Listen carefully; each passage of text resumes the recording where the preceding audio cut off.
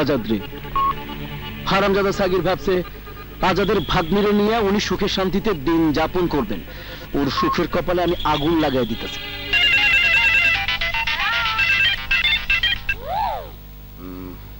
Hello, আসসালামু আলাইকুম আজাদ ভাই।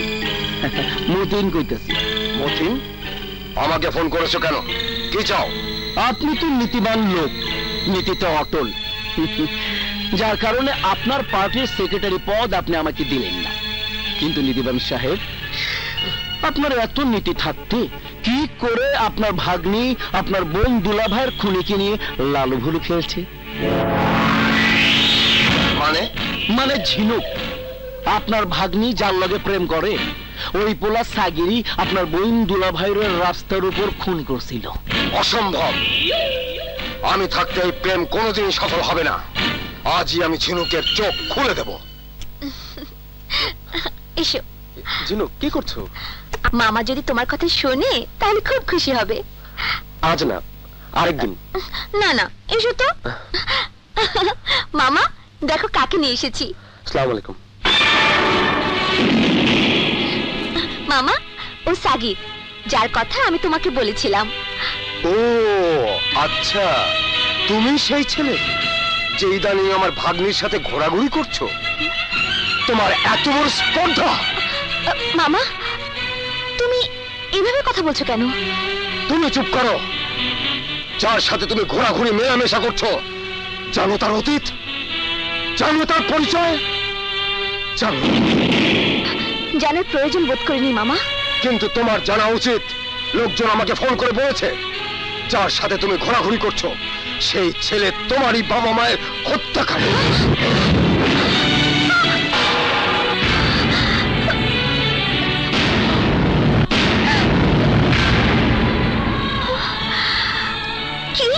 হ্যাঁ হ্যাঁ ঝিনুক, এই ছেলেই সেই কিশোর অপরাধী সাগির যে আমার বোন আর দুলাভাইকে হত্যার দায়ে 6 বছর জেল খেটেছে।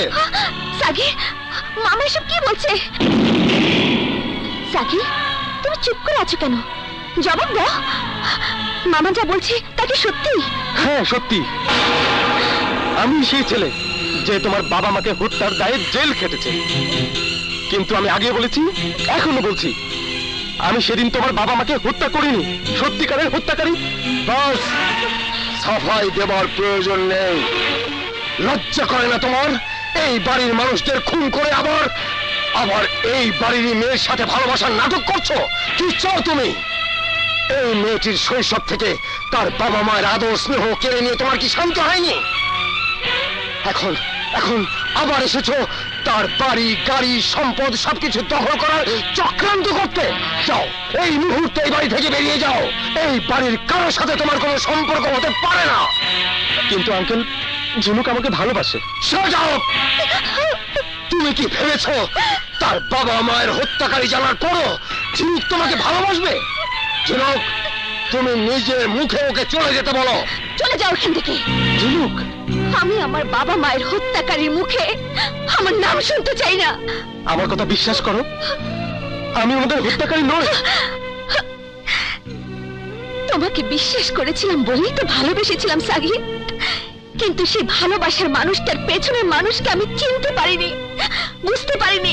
তোমার ওই সুন্দর চেহারার পেছনে এমন একটা খুনি লোভী মন লুকিয়ে আছে। তুমি চলে যাও আমার সামনে থেকে। আমি তোমাকে ঘৃণা করি। আমি তোমার মুখ দেখতে চাই না, মুখ দেখতে চাই না, মুখ দেখতে চাই না। বেশ, আমি চলে যাচ্ছি। কিন্তু তোমাকে বলে যাই, এই সাগির যখন তোমাকে পছন্দ করেছিল তখন তোমার পরিচয় জানতো না। যেদিন তোমার পরিচয় জেনেছে সেদিনই সে নিজেকে দূরে সরিয়ে নিতে চেয়েছে। কিন্তু তুমি জোর করে আমাকে ভালোবাসতে বাধ্য করেছো। এই সাগির তোমাকে ভালোবেসে ফেলেছে ঝিনুক।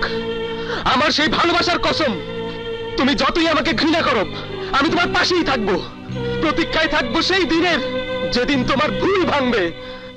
আমাদের এখন প্রধান করণীয় কাজ হচ্ছে। স্যার, এইমাত্র খবর এসেছে আমেরিকান এক্সপ্রেস ব্যাংকের একটা চেক জমা পড়েছে কক্সবাজারে। টাকার পরিমাণ 1 কোটি টাকা। তাতে আমাদের সমস্যা কোথায়? যে অ্যাকাউন্টে চেক কাটা হয়েছে সেই অ্যাকাউন্টে নেতাকে হত্যার আগের দিন জমা দেওয়া হয়েছে প্রায় 2 কোটি টাকা। তাই নাকি? অ্যাকাউন্ট হোল্ডারের নাম? কাজী মারুফ। মারুফ? জামিল, সাত্তারের ডান হাত যে দুজন ছিল তাদের নাম জানো কি? মারুফ আর সাগির। Oh no! ইশারা, স্যার, আমাকে এক্ষুনি অ্যাকাউন্ট হোল্ডারের ডিটেলস এবং ছবি দাও। চেষ্টা করছি স্যার, কিন্তু আমেরিকান ব্যাংক কোর্টের অর্ডার ছাড়া আমাদেরকে কোনো ইনফরমেশন দেবে না। দেন গেট দ্যাট অর্ডার যত তাড়াতাড়ি সম্ভব। আমি ওই ডকুমেন্টসগুলো চাই। আর প্রস্তুতি নাও, আজই আমরা কক্সবাজার যাব। I want to say this, Mr. Maruf, myself. মা, মা।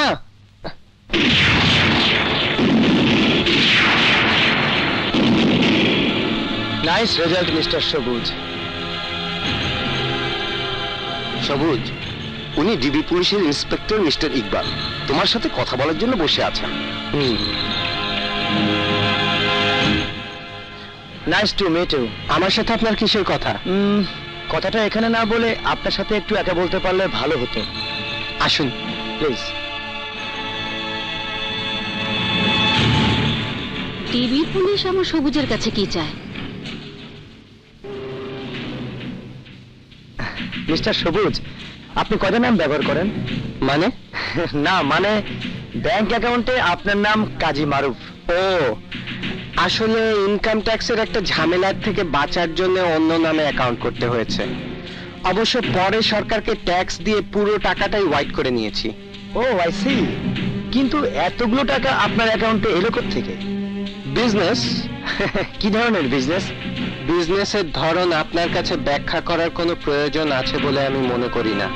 তা অবশ্য নেই, কিন্তু তবুও কৌতূহল। অতিরিক্ত কৌতূহল অনেক সময় মানুষের ক্ষতির কারণ হয়ে দাঁড়ায়।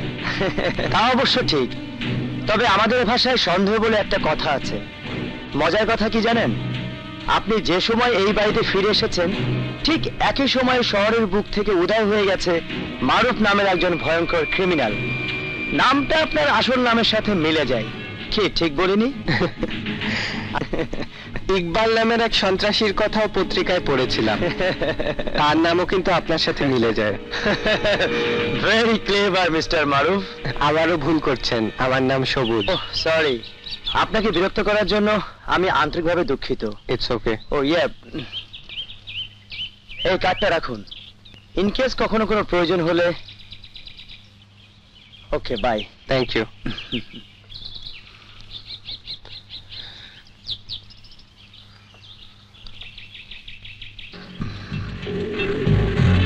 ইশারা, ইয়েস স্যার।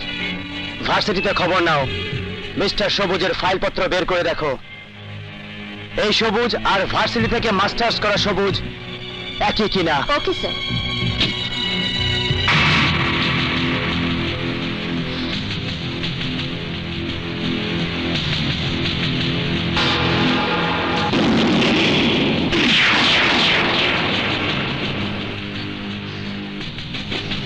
এটাকে বের করেছে? লুডো খুঁজতে গিয়ে অভি তোমার বিছানার নিচে এটা খুঁজে পেয়েছে।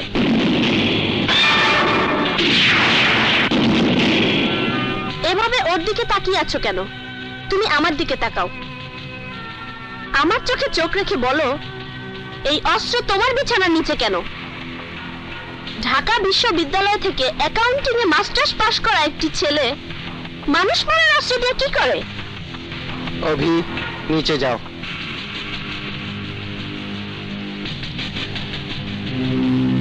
আমি তোমার কাছে মিথ্যে বলবো না মাটি।